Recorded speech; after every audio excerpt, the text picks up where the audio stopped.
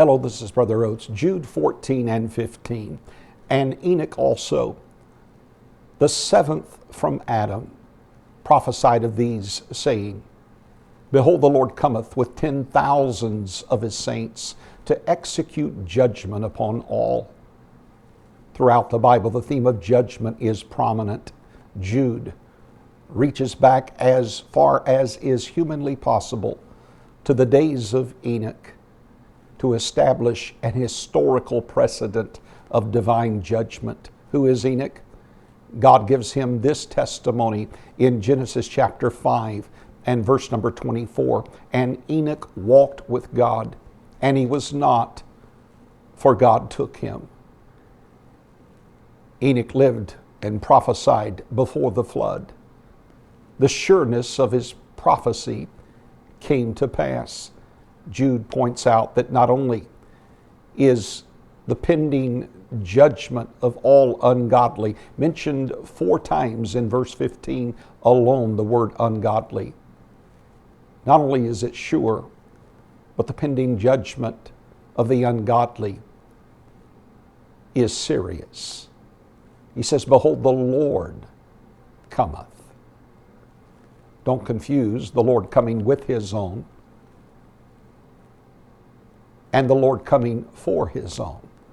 1 Thessalonians chapter 4 and verse number 16 through 18 describe that event.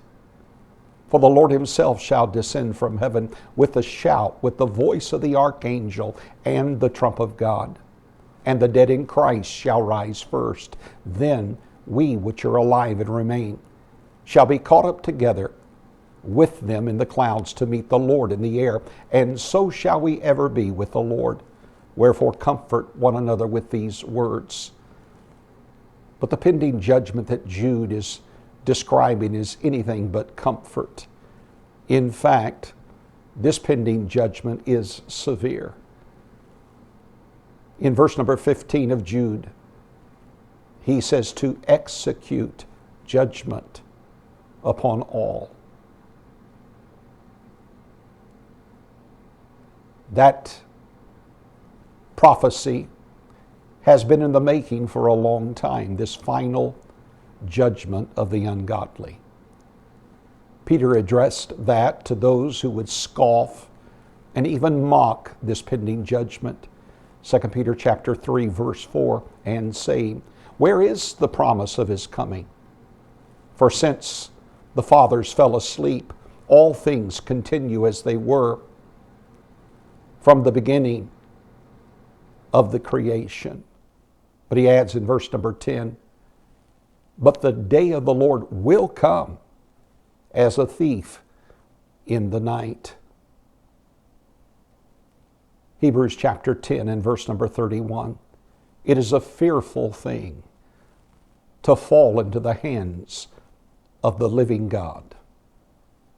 Oswald Chambers said, The remarkable thing about God is that when you fear him, you fear nothing else. However,